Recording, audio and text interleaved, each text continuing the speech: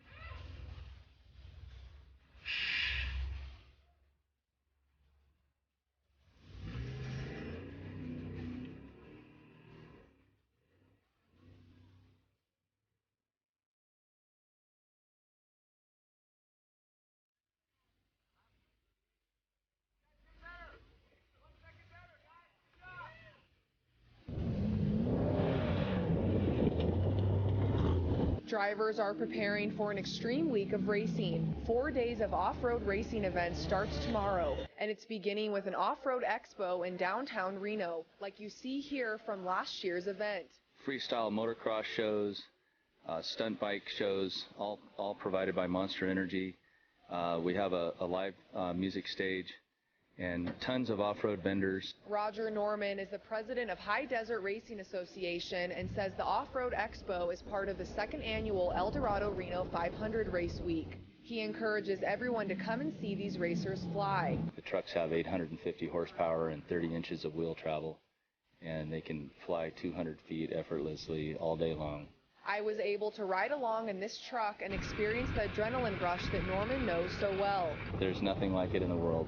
It's better than a F-18 ride or F-16 or any of those things. It's absolutely amazing. This is one of the longest off-road races in America. It's 83 miles long, and drivers will go around the intense course 5 times on Saturday. And this course is unlike any course for off-road anywhere. It's one of the most difficult, if not the most difficult, race course there is for off-road. And that's what's bringing drivers from as far as New Zealand. This is the pinnacle of off-road racing, is America.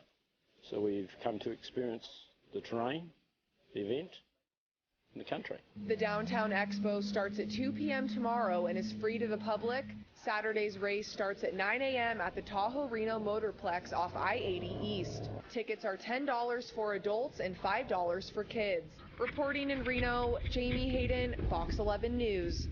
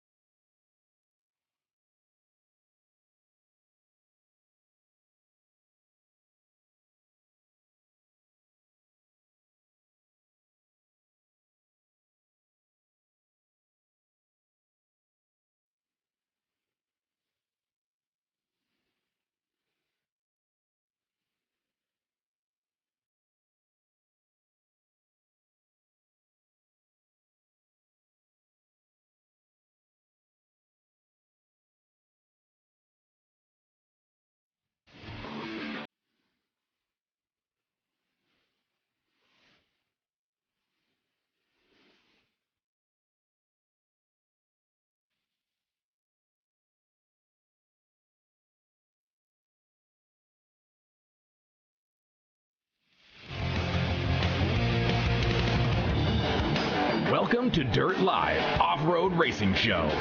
And here's your host, George Antill. Hey, welcome to Dirt Live. Once again, coming to you live from Reno, Nevada, here at the El Dorado Hotel and Casino. Tonight's guest, the winner of the Dakar Challenge, Peter Hajas. We've got Rod Cummings, the new owner of Spirit Wireless, talk about the tracking this weekend. We also have a special guest, Johnny Buss, the owner of the Lakers, going to talk about his experience in the BC car where he won the Reno 500. Also, we have Video of the Week coming up.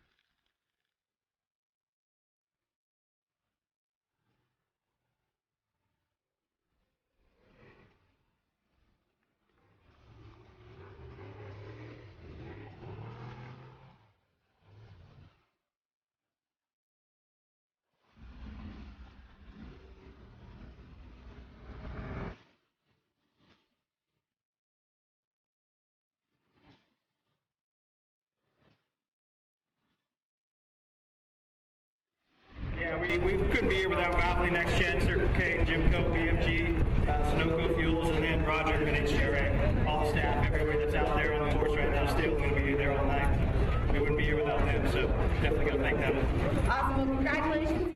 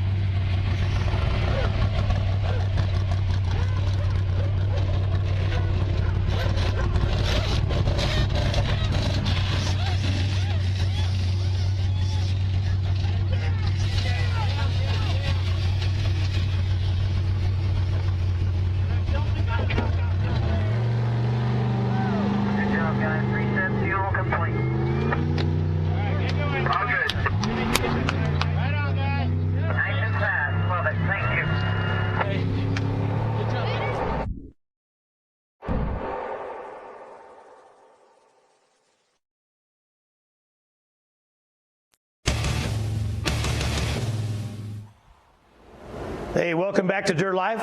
Hope you liked that video. Hey, a lot of work went into that, along with the live coverage you saw at the Reno 500. 16 hours of coverage. Us here at Dirt Live, hope you liked it. We're going to have more of it this year coming up at the HDI race in September, followed by the Baja 1000 in November.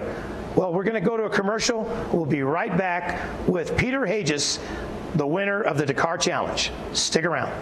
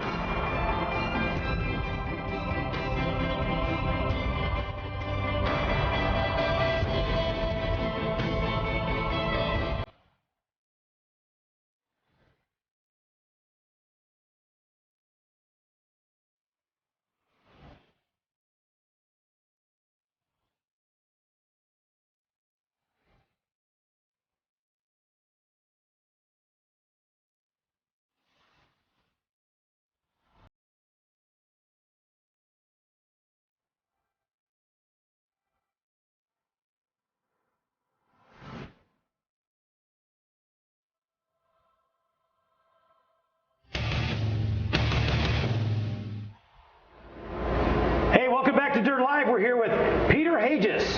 Peter is from Minnesota. Welcome to the show, buddy. Thanks a lot, George. Well, a long ways from home here in Reno to Minnesota.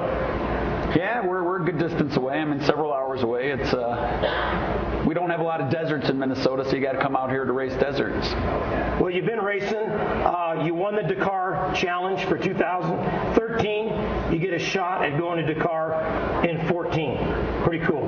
Yeah, we're really excited. It's a bit intimidating. It's an honor to be able to go. We thank HDRA and Roger for giving us the opportunity. We're pretty excited about being able to go out there. It's going to be a big opportunity for us.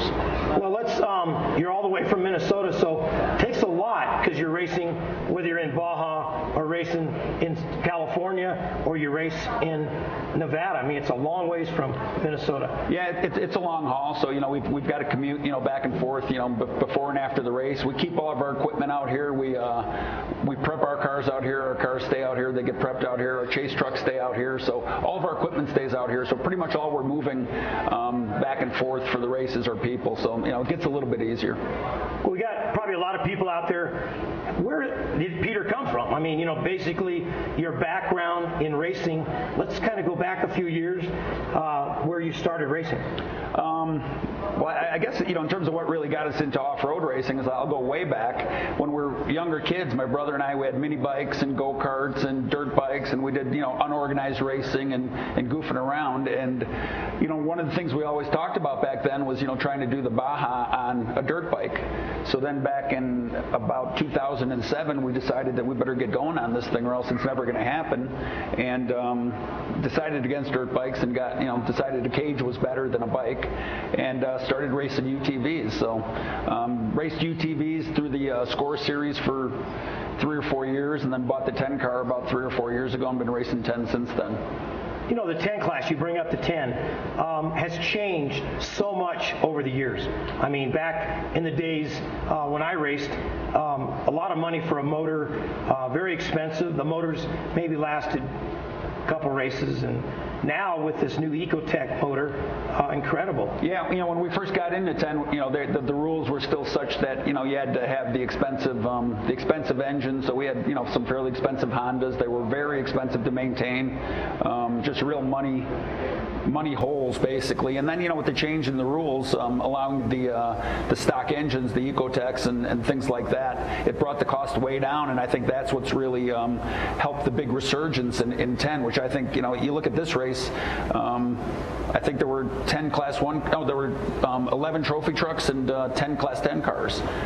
So, you know, Class 10 is starting to become, you know, in a lot of these series, the second biggest class after trophy truck. I mean, you know, in the 500, I think it was tied with Class 1 in terms of entrance. So I think the affordability has really brought Class 10 back, and it's brought a lot of great racers into the sport. It's become a very competitive class because it's open to a lot more people, so you're getting a lot better competition in the class. Now, you guys, a new car you guys built, or? No, it's an old car. Actually, our car is about a 2003, but you know, we keep putting money into it and cleaning it up. It's an old car. It's an old Krieger car. It's a good car, and it's a solid old car.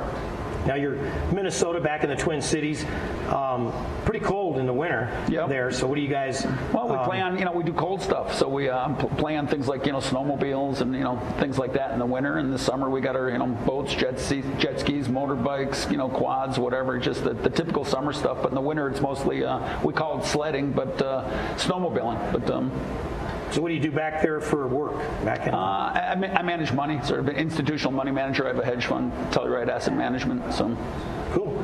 Yeah, support your habit, and you know, definitely takes a few dollars to race. It helps support the habit. You know, it's an expensive habit, but yeah, you know, but once you catch the addiction, it's hard to not do it. So it's pretty hard. Not, you know, I mean, you've caught it in a big way because now, what made you? I mean, a guy like you think about Dakar? Have you been watching it? And I've followed it a little bit, not a real lot, but I've known it's, you know, it's a very big event. It's probably the biggest off-road event in the world, and it's always sort of intrigued me. I've not been a real close fan, but it's always been one of those things I've been watching at the distance, and yeah, it seems like a real exciting opportunity. The more I learn about it now, the more intimidating it is, and sort of the more exciting it is. So now, when did you decide to go into this? Was something this year, knowing when you heard? Well, you know, when we heard about the challenge, we signed up for it, and you know, sort of the attitude was let the chips fall and see what happens. So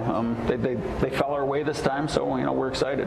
Yeah, you know, you come out of the 500 with a 2-hour lead over Jonathan Brenthal. Yeah, I mean, I think on corrected time it was roughly a 2-hour lead on the prior two cars in terms of the people who entered this race. So we had a fairly comfortable advantage going into this race, and but you know, you heard a lot of people today talking about how difficult this terrain was. I mean, 2 hours could get chewed up in 2 hours, but yeah, exactly. But 2 hours can get chewed up pretty quick, or pretty easily out here. Let's put it that way. What do you think? I mean, let's while you're talking about that, you just won. I mean, out here, and good pay. You know, good. You know, the 10 class really getting a lot of attention. Yep. We want to thank Jim Anderson here in Reno for donating $1,000 to you guys. Yeah, we appreciate Jim. He's a competitor we race against. He's also a 10-car racer. Unfortunately, he wasn't in this race. I'm not sure why, but he's an exciting guy to race against. He's a lot of fun, and we really appreciate his support. And it makes it easier for us. So we appreciate people like Jim make it easier for the sport to grow and 10 class to keep going. You know, as a businessman as you are, he was trying to build another dealership here in Reno, so taken away from the racing time. So Jim was helping in the Weatherman channel while you guys are out there racing. Yep, I didn't realize that, but I'm sure he'll be very successful in his business here. So, but so let's, you know, that as far as Dakar, so you're on a roll because you come off of Baja. Compared to the 500 and compared to this race, let's talk about tough. How tough was this one? This race compared to the 500? Yeah. I think this race. I was talking to several competitors today, some of them who've never been to Mexico, but I think from being difficult on the car and the rocky terrain and chewing through the tires, and I don't know what the final finishing rate is, but I'd be surprised if it was over 50%.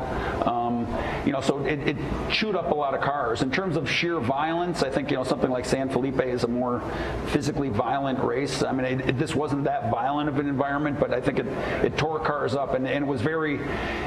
In places like Mexico, it's much more forgiving. If you blow a corner in Mexico, you could kind of fall through. Over here, you're falling off, or you're hitting a rock, or so. The margin of error here was much smaller, and it was messing up was more terminal here. It could take you out of the race very easily, and I think Mexico is more forgiving in a lot of spots. You've been in Mexico racing, the ATVs and UTVs. Sorry about that. And what do you like? A lot of people love Mexico. What's your favorite thing down there? I mean, I just think Mexico is a special place. It's hard to explain it. When you go back home, you tell people stories about Mexico. They can't even comprehend what goes on down there. I mean, you sort of live. Just being there in the racing, you live adventures that years worth of adventures in a week being down there, and the thing about Mexico I really like is just the people, the atmosphere, the support, the love the Mexican people have for the sport. It's just kind of a special feeling. You feel it pretty much from contingency on. It's just it's got a great vibe, and it's just a lot. It's you're out there in the middle of nowhere. You against the desert, really. It's not even you against your other competitors. It's you against the desert. Now, coming off this weekend, we talked to a lot of the drivers, and was it maybe go out there with not 100% racing as you would maybe somewhere else? Sit back, you heard at the awards banquet some of the guys talking about they laid back a couple laps and then poured it on, Well, our attitude was to basically not lay back and not pour it on. It was to basically drive hard but drive smart the whole race. So we never really held back. At the end of the first 50 miles, we had about a 7-minute lead on the car behind us. So we were doing okay. The first car had pulled away from us a little bit as well. So it was just basically to race our race. We typically go out there to race our race. We do what works for us, and that hopefully works. So we don't get pressured into trying to do anything else, because especially a race like this, that'll get you in trouble. So we didn't hold back. We just drove hard but drove smart, and and we kind of knew that it was an unforgiving race, so we didn't want to crash. So any stories you want to tell? I mean, a lot of you guys went 5 laps. Any close, maybe off a cliff or? Well, I mean, it's you are racing, so right. there's always a few of those. So there's definitely a couple of Gotcha. Couple of close calls, and I'm always really calm with my co-pilot when he blows a turn or does the left versus the right. I just gently tell him that to get it right next time. And we went through a lot of spares. I think we chewed up about 11 or 12 tires, so it was really demanding on tires, and not a lot of moments where I thought we could wreck bad, but let's give a little shout out to your other driver. My other driver, Steve, my brother Steve Hajas, and he did a great job. We had to call an audible in the race. The original plan was I was going to drive 3 1/4 laps, and he was going to drive 2 3/4 laps, but then my co-pilot's helmet, Kevin Selchow, his helmet, the comm started to fail. So at that point, when we couldn't communicate anymore, instead of going with full hand signals, I just thought the smart move was for me to come in a lap early and do 2 1/4 and have my brother do 2 3/4. And I wanted to drive that extra lap because I was having a lot of fun out there, but it seemed like the smart thing to do in terms of trying to win the race, and we were doing pretty well. And in hindsight, I think it was the right call. So that was it. And Steve and John Durst, his co-pilot, they did a great job. John's a newer co-pilot for us, and he really lived up to the challenge, and showed his true colors and capabilities. So that worked out well. Kevin, my typical co-pilot, was great. The whole team, Scott Heber, he's one of our pilots, one of our drivers. That this race was a 2-driver race, so he didn't get an opportunity to race this race.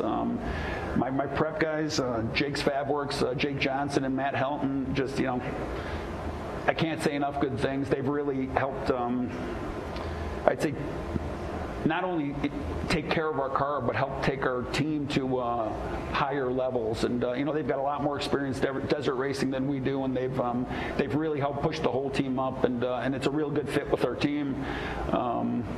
Steve's son, my nephew, was here, so this is a first experience for him. So we're gonna have to start taking him out of school because he's sort of a good luck charm. We're 1 for 1 on wins with him being here, so he's gonna be our new mascot. How old's he? He's 13. He's a pretty aggressive dirt bike rider. So we'll be hearing more about him later, but not so much in car racing. But I think the Hajas name, you'll be hearing that for years to come. So the future coming up. Yep, he's an aggressive, tough little kid. He's gonna do okay. Well, let's talk a little bit about you got the monkey off your back now. It's there. You got the challenge award. Xavier handed that to you, and you got that. Very proud moment for you, right? I mean, it's a real honor. I mean, the whole weekend's been a great weekend for us. It's you always go into these races and race your race, and sometimes it works, sometimes it doesn't, but this weekend everything sort of fell into place. So we won the race, which is really important for us, and against a really tough field. I mean, there were some very tough 10 guys out there this weekend, so that was a really, really good thing. Then of course the challenges, it's just icing on the cake, and so that's another just great honor to have. So it's been a great weekend for us. Really good for the whole team. We're really excited about it. Yeah, I mean, you took down the guy, probably one of the toughest 10-car racers now, Andrew Meyer and Ross Savage. These guys have been, I hear the hands clapping out here, but definitely some tough competitors. Yeah, they're very tough. We kind of 10's sort of a nice class because there's a fair amount of camaraderie amongst the 10 guys. So those guys have been sort of winding us up a little bit over the years. So it's kind of nice to take them down, as you put it. But they're good guys. They're tough racers, and they're going to do fine. And it wasn't their day, and but they'll be there. Don't worry about it. I mean, they're tough guys. They'll be there. So how do we, start preparing for Dakar? I mean, you've got it. That part of the expense is taken care of. Yeah. Now we got to think about a car. So what kind of? You're used to the 10 car with that eco motor. So what would be a? Well, to be honest, George, we're in very early stages of figuring that out. So we've got a call scheduled this week with the technical director to understand if our car is even realistically modifiable for this race, and if not, what our alternatives are and things like that. So we've got I don't know the answers to that right now. So we've got a lot of fact finding to do, and it's going to be a really hectic week or two to figure out where we're at, because it's a very short timeline. I mean, the cars have got to be on on a boat. I think sometime around November time or December time to get down there in time. So if things have to get modified, that's a short modified, tested, and all that. That's a fairly aggressive schedule, and we want to keep racing our normal schedule as well. So we've got a lot to do, and the guys at Jake's, they're going to be busy. I mean, so would you think about maybe a buggy type car to do that, and you feel more comfortable, or maybe like I'd probably prefer a buggy, but once again, we need to understand the alternatives. I prefer a buggy. That's what we have our experience in, and that's what I'd prefer. But that's with being relatively ignorant about what it takes to go down there. So we got to learn about that. Well, there's new guys, Damon Jeffries, and guys in California now building race vehicles for Dakar. I mean, incredible. So we're going to have dialogue with people like that as well. So there's domestic people who do that. There's European people who do that. Is our car modifiable? And I know Roger wants to get the challenge cars out there ultimately. So there's a lot of conversations we need to have in a relatively short amount of time, because we got to start putting the chips on whatever horse we're going with, and we got to get going with that relatively quickly. So I think a Baja challenge car could be something. I think it'd be exciting. I think it'd be exciting to I think it's it's kind of a cool concept to kind of arrive and drive rental program for Baja, and you could take the same sort of car right into Dakar. I mean, it would say a lot for the vehicle and a lot for the capabilities of the car.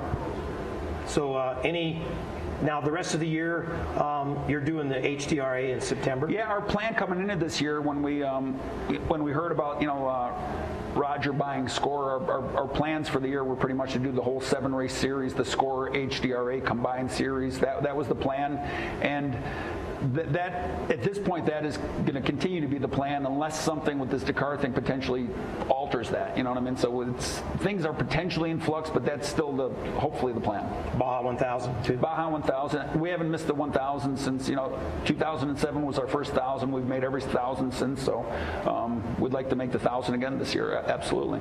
The long way, or you like the loop? I like them both. We've been more successful with the loops, but the long ways haven't been that good to us. But we're open to whatever. I don't know what it even is this year. Do you? Yeah, it's a loop. This year. Okay. Yeah. So the loop races, it's a little bit easier to logistically. It's a lot easier. So yeah, loop race is fine. Well, Peter, we want to thank you very much for joining us here on Dirt Live. Yep. Folks, this is the Dakar Challenge Champion 2013. We'll be seeing him on TV in 2014. Yep. Once again, I just want to thank my whole team, thank my family, thank my lovely wife, Lori, for putting up with all this stuff, and just thank Roger for putting on a great show.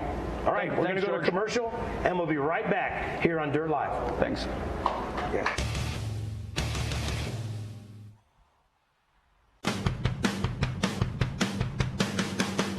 Hello, my name is Pat Dean. I'm the owner of Butch's Beat Shop, which I purchased in 2007 from my father, Butch Dean. We've just done an awesome renovation of the store to carry all lines of high-performance off-road parts.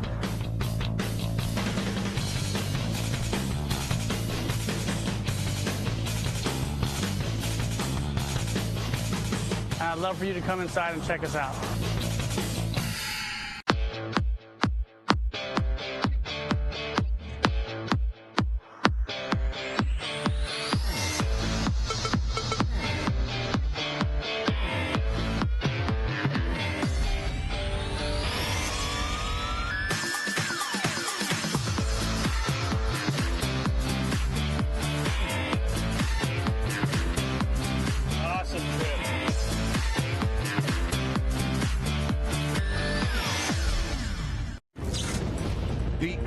Brought you Power Pennies, where you get bonus spins for free play and bonuses follow you. Now, we're giving you more power to win with Power Ponies. Now win 5 times more on hourly races. More power to win. Win free play daily with random birthday bonus. Fantastic Friday slot tournaments. Win up to $1,000. Play Power Pennies at the El Dorado.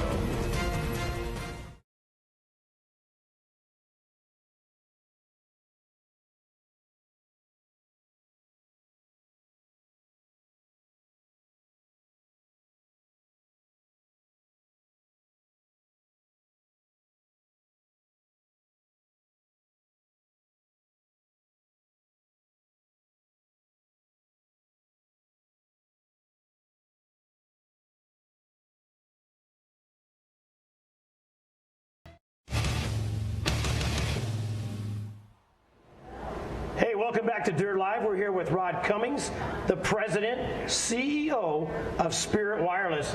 Rod, welcome to the show, buddy. Thank you very much. Pleasure to be here. Well, quite a deal this weekend at the races. Came out there, a little test with the beta device, and we're going to talk about it because a lot of people talking how great it worked. Mm-hmm. The people on, line that were watching the show, right, were able to track their favorite driver. Yeah. We're going to kind of explain how to use it.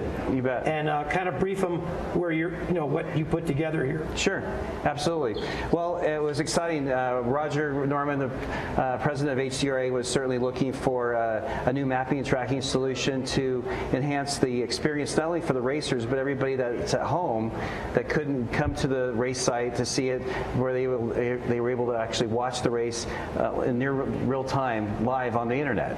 And so we were able to put this this together utilizing literally an off-the-shelf tracking device from a company called Spot, which operates on the Global Star satellite network. And then we partnered with an organization that assisted us with the mapping and the whole behind-the-scenes feature, which we see displayed on the screen. So we were able to load up the map of the whole race site and then put all the vehicles on the site by race class, and so people could actually drill down to their favorite race car, their driver, and see exactly what was going on throughout the whole race from start to finish. Yeah, we were using it in the booth as we were announcing. It really helped us. I mean, Diane and I could find the leaders, and we actually watching the battle going on between Tim Herbst, Troy Herbst, Juan Lopez, Justin Davis, BJ, all the leaders. We could tell where they're at. Yeah, absolutely. It was cool. And then the other cool portion of it is we had some of the buttons specifically programmed for the race. So we had it set up for a medical to go back to the weatherman, the dispatch center. The weatherman, of course, for those of users who don't know who the weatherman is a guy that basically knows what's going on around the whole race course and is on the radio to send someone out for a tow, to send someone for medical assistance or whatever the case might be. And so they were in the control room watching the same thing that you were using to say who's in the lead. They were wanting to make sure everyone was safe and could get towed out or get medical assistance if it was necessary. Well, let's, we got our props here. Yeah, absolutely. There it is. Let's show everybody. This is one that just came off a race car. Yeah, this was an actual unit that was used in one of the race cars. You can see some of the dust from the Eldorado 500 actually still on the unit. We've got it turned on here, so some of the lights are flashing. So it's a very simple device, just an on-off button here. We had these buttons, the check button with a little hook here for someone that needed to get towed out. This button was used to set the tracking on the device, which is what showed up on the computer screen. This one we had set up for fire, and this one we had set up for medical that went to the weatherman location. SOS is normally used for what's called GEOS, which is the International Emergency Response Center, but since we didn't want that to be triggered off for this event, since we had our own medical team for the race, we disabled that one for the race and instead pre-programmed this message for medical. So it worked out real well. We actually had, unfortunately, this button did get depressed during the race, but the teams were able to get out and render medical assistance. So I don't believe we had any significant injuries throughout the whole race, so that was a good race yesterday. Yeah, we didn't hear too much, so definitely the race was pretty good. Absolutely. So not much time, you got here on a short notice. Yep. You guys did a great job, put it together. We got the map, which we'll show here in a couple minutes. Sure. You have also the phone, satellite phone. Just so you know, the Global Star Network over the last couple of years has launched a whole new satellite network, and they've got 24 new satellites that were just launched over the last 5 years. Global Star spent near over $1 billion relaunching this whole new satellite network, and so they've got the Global Star satellite phone and then the complementing Spot phone. This is a one-way device, so it basically sends a message out to a pre-programmed list of who people want the message to go to. In normal cases, it was special for this race, and where the satellite phone can call anywhere in the world from virtually anywhere in the world, and it operates much like a normal cell phone, except of course it's got a much larger antenna. All right. So let's go through the mapping and show the folks at home how easy it was for viewers and the race teams and for you guys to follow a particular race vehicle. Should we just go through it here? Yeah, let's start because we're all novices, okay. at this. You bet. Well, here we have on the right-hand side is the legend of the mapping. So we were able to look at all the different vehicles that were entered into the race by car number and the driver of record. We can collapse that down, and we could actually look at all the vehicles by class. And so we've got the leaders, trophy trucks, and all the different classes that are associated with it. We were also able to look here at vehicles by status, who's actually live, who's finished. In this case, we had 26 vehicles that scratched. And then we have other layers that go beyond that, so we could actually bring up the mile post markers, because a lot of times the racers would need to know where their car was on the race course. Instead, well, we're just over a hill behind this bush or that big rock, they could actually How do we do that one? Because I know us in the booth, we didn't see the mile markers, and then you it's just a matter of hitting that button right there that says race mile layers, and they all come up right there. So it's like a race car. You have to learn how to drive it, and so in this particular case, just a matter of learning how to drive the software, and it was able to give everyone a lot of amazing information. We had to learn all the whistles. Absolutely. So great job on the map. I know, like I say, yesterday, incredible, couple of them, niche, but that's, you start out with a new unit and you are designing this, and this race was like a beta. In fact, this particular unit hasn't even been released onto the market yet. We got the first 100 units released specifically for this race under an expanded beta. So we put the device through through all the paces. So I would say it's race tested, race tough at the moment, and I think it did an amazing job as far as holding up to the rugged impact of a race environment, despite some dust. But I think overall, the racers loved it, the viewers loved it, and the weatherman liked having the information. And I guess you guys liked it in the control booth too. Yeah, I mean, I even went in the booth with the weatherman, and they were able to zoom in and even track places to rescue the vehicle. I mean, Rod, you could see the vehicle broke down, not moving, right, and they could actually pinpoint a road how to get the retrieval. And if someone hit the button, it actually gave the lat and longitude of where they were on the race course, in addition to the mile markers. So a lot of really cool information, and we're looking forward to honing it down even further, hopefully with a little more time ahead of the next race coming up in September. And there's some other cool stuff that we're working on right now, which I won't divulge at this point until we get a little bit closer to actually making it live. But we've got some other information that will even make this information not only during the race, but post-race information even that much more valuable. So I'm excited to see what the future holds for all of us here. Yeah, like I said, doing these big races, and they're live, and we're able to let the viewers at home, because when they start, there's a lot of dead time. Everybody's like, hey, what's going on? Right. Where's BJ? Where's this guy? Where's that guy? Right. Where's my team? They're able to look it up, click on their team. Doesn't have to be trophy trucks, Class 1.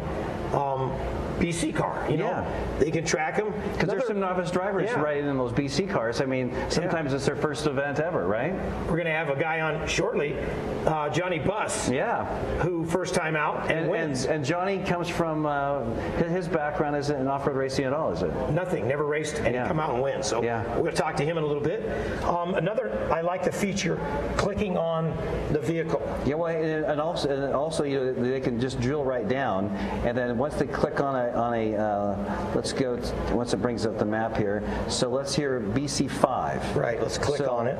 How about that? Johnny Buss, his car's right there. So it gives the lat and longitude where he's located, current speed, and all the information in one, whatever I want to know at that particular point about that particular driver, and it's just a matter of clicking on the icon and it brings up all the information. And that same information was available for all the cars and drivers entered in the race yesterday. Yeah, and eventually I know we're going to put pictures of each driver. You'll be able to, where the Reno logo is, there'll be a picture of that driver. And maybe even drill down a little bit further to have a little bit of a driver profile information, maybe history about their racing experience and other races they may have won. At the end of the day, like I said, this was a beta test that we kind of threw together pretty quickly, but we used some experienced people, so it wasn't their first rodeo, so to speak. And but going forward, I think we just have the opportunity to make it better and better. I think it's great. I mean, we've been around with different tracking, and definitely a lot of hype. A lot of people talking about this week, and loved it. But the cool thing is for anybody that missed the race yesterday, they can go to HDRArace.com and play it again. Right. So they can relive the race and play the race history again and watch how the various cars went throughout the day just by going to your website and doing it all over again. And if anybody wants to buy a spot phone or a Global Star spot phone, they can also go to spiritwireless.com or give us a call at the office, and we'd be happy to walk them through whatever they need for their communication needs, whether it be in off-road racing or someone going on a trip of a lifetime around the world. world, or someone that just needs a satellite phone or a spot unit for who knows what. So I'd be happy to give them a hand. Now, if they already bought a spot tracker, maybe from Bass Pro Shops, you could still program it. Well, right? Yeah, we can activate it, and also a lot of the chase vehicle teams have, they've got a lot of support vehicles, will put a spot tracker on their chase vehicles so they know where their chase vehicles are. So if they have a chase vehicle, they can dispatch the chase vehicle that's actually closest to the driver in the car that maybe broke down, as opposed to sending a chase vehicle from all the way across the course. And so we're going to be working on a layer for chase vehicles, basically just using the spot tracker that they can buy anywhere. And in fact, if they have a spot unit, maybe a Gen 1 or a Gen 2 version, because this is the new Gen 3 that hasn't been released yet, we can utilize that for all the support vehicles and include that in the mapping for future races. Great idea. Absolutely. I know RPM doing a lot of testing with you. Yeah. And they were pretty pumped. I think the reviews from everybody around the race course were all very favorable. The level of information that they were able to get off the website very quickly, I think gave people peace of mind about what was going on. So I was pretty excited about it. Well, we thank you, Rod. We're going to have this relationship here. Yeah, absolutely. Next race in September, Baja 1000. And we're going to be able to let the fans keep up a little more with their drivers. I'm excited and looking forward to the Laughlin race and then the Baja 1000 in November. And we'll just see where this thing goes. And I'm excited to be part of off-road racing and HDRA and SCORE. We appreciate that. Well, we're going to go to commercial, and we'll be right back here on Dirt Live. Thank you. Stick around. All right.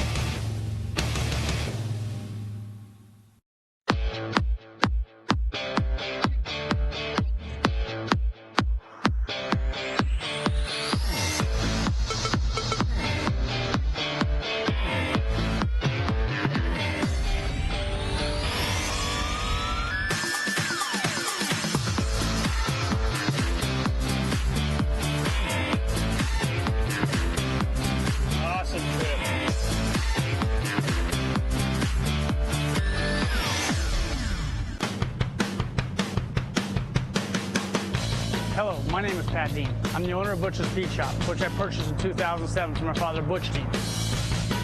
We've just done an awesome renovation of the store. We carry all lines of high-performance off-road parts.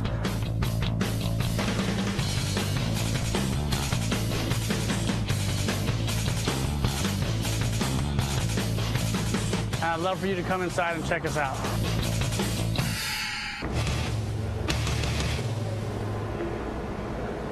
Hey, welcome back to Dirt Live. Once again, we're still here with Rod. Rod, we got one thing we want to take care of you, buddy. Okay. We appreciate what you did this weekend for HDRA, helping us track this race. Okay. We want to give you an award. Okay, buddy? I appreciate that. All right, here we are. Great little trophy for you. Wow, thank you. Spirit Wireless for what you guys did this weekend. Thank you very much. I appreciate it. I'll put it in my office and have it as a remembrance of what we did this weekend. Hopefully it'll just be the start of great things to come. All right. Once again, thank you. Thank you. We're out of here. We're going to go to commercial. We'll be right back with Johnny Buss.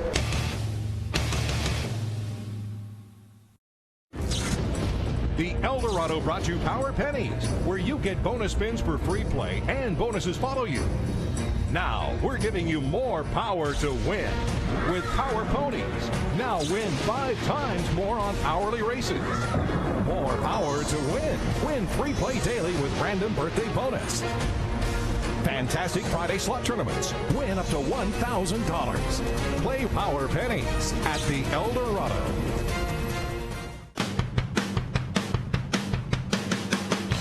Hello, my name is Pat Dean. I'm the owner of Butch's Beach Shop, which I purchased in 2007 from my father, Butch Dean. We've just done an awesome renovation of the store. We carry all lines of high-performance off-road parts.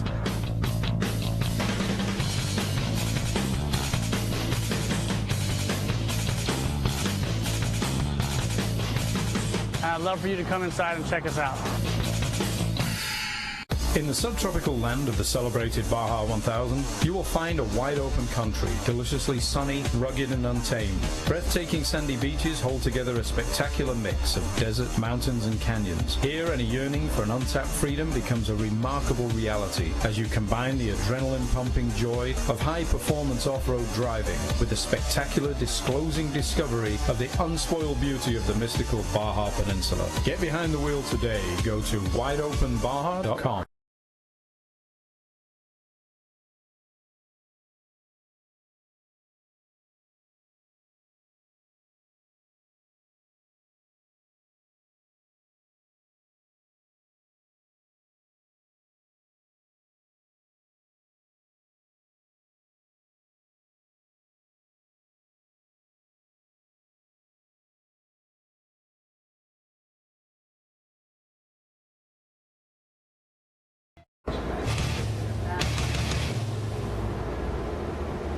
Hey, welcome back to Dirt Live. We've got a special guest here tonight, Johnny Buss. Hey, man, welcome to the show. How are you?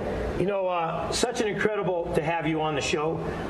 People out there, if you don't know, this is the owner of the Lakers, and you had a great experience this weekend in Reno. I actually rode my first off-road race ever. Started off as motocrossers back in high school and worked my way around to some Formula 3 cars, SCCA level, and then let my life go away from racing for so long, and then at 56 come back and through the good guys at Wide Open got a car for the Reno 500, and my buddy and I, who raced motocross back in high school, I called him up and I said, hey, you want to race the Reno 500? He says, yeah, you're crazy. Okay, goodbye.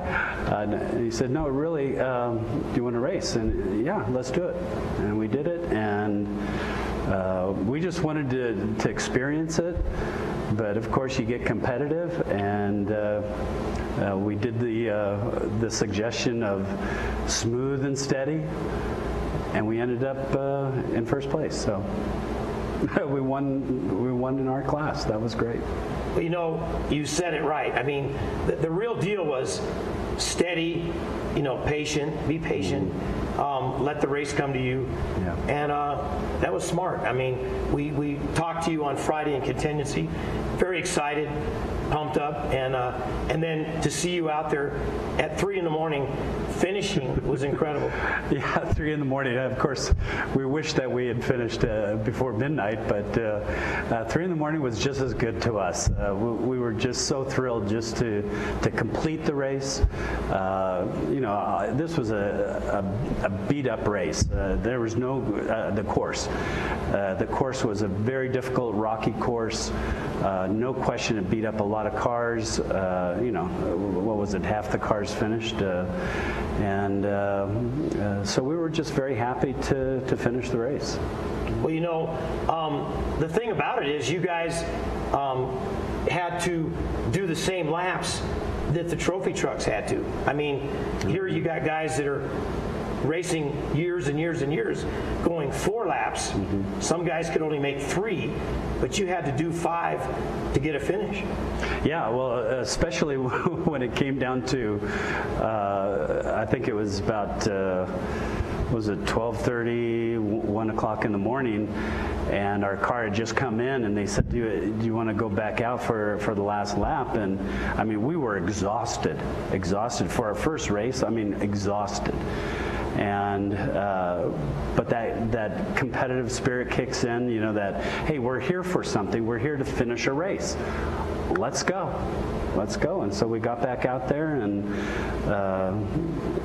we came in at 3 in the morning, or 2:30, 2:45, something like that. So it was fantastic, and it was fun, and I didn't expect anything. I saw the finish line, flag came down, and I was ready to go back to the pits and go to sleep. But they said, no, you got to come around here. You know, champagne time. You're in first place. We did. You know, it was like, it was our first race, so we don't quite know the ropes. But we had it's just a thrilling time, absolutely thrilling time. And I just thank everybody. Like I said earlier, there was a newfound respect for all of these drivers and these crews that were so competitive and so good at what they do. I mean, when a trophy truck passed us, I mean, it was almost as thrilling as racing in the race, just to watch those guys do their thing. And I think I love racing now. Yeah. You know, it's like you get hooked. You know, it's like hooked. Yeah. All of us. I started racing my whole life. You know, but. Yeah. Have you been to Baja? You ever been to Baja? I've never even been to the peninsula at all. Not even traveled there. So I'm looking very much forward to another wide open excursion down there to get a little taste of that. I know the Baja's only in November, which isn't far away. So am I ready to make a 1,000-mile trip? You know, yeah, maybe with a crew of 6 or something like that. Yeah, I might just do it. Yeah, you know, the ones in Baja, a little trickier, you know, the 1,000, and you get more drivers. You know, you get like 6 guys and a big team, and they finished 100% in Baja. Yeah. Well, those cars are actually very durable, and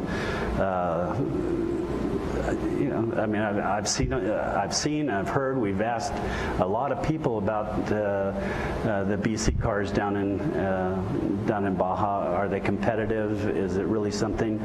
And they say, oh, you have to do it because all their cars are going to finish. You know, they have the crews. They have people who really care about where you are, what you're doing. If you break down, they will find you. You know, it's a good comfort level for what would be our second race ever.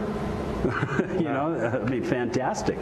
So it's almost like a no-brainer to us, and we might see everybody down at Baja. Yeah, I think once you get to Baja and you're hooked on racing. Now, when you get hooked on Baja, you're in trouble. You're in trouble, buddy. Yeah, well, we were hooked on motocross. I got hooked on Formula cars, and that was another experience. But, you know, truthfully, I love this. You know, this is closer to the motocross racing. It's fun to get dirty. You know, it's fun to get in that dirt and dust, and the challenge of not knowing where you're going to be, you know, 15 minutes ahead of time. You have a GPS, but you don't know if that rock is still there. You know, things like that. And that's the challenge, and that's what's fun about this whole thing. So I'm really looking forward to getting involved and, you know, and having competitive spirit with some of the other drivers. It's fun. That's what it's all about. Now, the co-driver you had, was he one of your people or part of Wide Open? No, it was, my co-driver is my high school friend that we rode motocross together, some desert races, and after lap 2, he got dehydrated and had to do an IV up at the medic facility, and so we ended up having some Wide Open people help us out there with some co-driving, and actually we had one guy drive for us on the 3rd lap from Wide Open. So that was very helpful. It was very nice. I drove with him, and it was actually good instruction, you know, to have somebody else drive and see what's, you know, what we're supposed to do. The main thing that we're supposed to do is get out of the way. That was really the main thing that I learned, is these cars, not just the trophy trucks, but these, you know, Class 10s and Class 1, you just get out of the way sometimes, you know, because they will bump you, and we got bumped a couple times because we weren't paying attention or we couldn't see in the dust. It was you know, it was a dust bowl out there too for a while. But it was a great race, and we really enjoyed it. You know, because a couple guys, one of the teams stopped in the middle of the track, and didn't realize if you got a problem, get off, because here comes a 800 horsepower trophy truck and plowed into one. I mean, definitely you got to watch it, but very smart thinking. And do you think the Formula One, the motocross, all this gives you that competitive goal? I mean, you're the owner of the Lakers. I mean, you definitely got some competitive. Yeah. I think I think you're kind of born with competitive spirit in a way. You can develop it, of course, but I'm sure most of the drivers out there were born with competitive spirit. We have competitive spirit in sports with the Lakers, and we want to win that championship, and it's a drive to win. It's not just hey, maybe our team will win. No, our team had better win, and it's all in fun, competitive spirit. Can I bring that to off-road racing? I think so. As long as I keep my humble self in charge of myself, because some of these guys have spent so many years racing, and they're so good. To think that I would be able to compete with them would be silly. So, but to be on the same course with them and to be buddy with some of these guys, it would be my honor. I mean, already I met Ivan Stewart just a few minutes ago, and gosh, what a wonderful guy! What a wonderful guy! And I've been watching him for how many years now? All of us, And what an honor to meet him. It's kind of funny that in the Laker world, people are so honored to meet one of the Lakers or to meet me or one of our family that own the Lakers. But in this world, I'm now the one that is honored to be a part of this. And I just thank everybody who's been so wonderful this weekend, helping Jim and I, Jim Levesque, my high school friend, just helping us get through it and having a great time doing it. And you also. Thank you. Well, like I said earlier, if you picked all the stories throughout the race, I'm up on the podium with all of them. I mean, I put yours on the top here you raced 5 laps of probably the most grueling track in the world, and you made it, you finished, and you got to feel pretty good. And like I said, I think you're on to bigger and better things as you get down to Baja. So Johnny, very great having you on the show, and we were so pumped watching you out there. Ivan and I were talking about it during the race, and thank you for joining us here and Dirt Live, and come back. Oh, so my pleasure. Thank you so much, and good luck to everything. Thank you. All right, well, we're going to go off the show tonight, and we want to thank Johnny once again for joining us. Check out the Lakers when they start playing this year. We want to thank the crew, our sponsors, everybody out there watching. Yeah. We'll see you next week on Dirt Live. Dirt Live is brought to you in part by Wide Open Excursions. It's your turn to drive.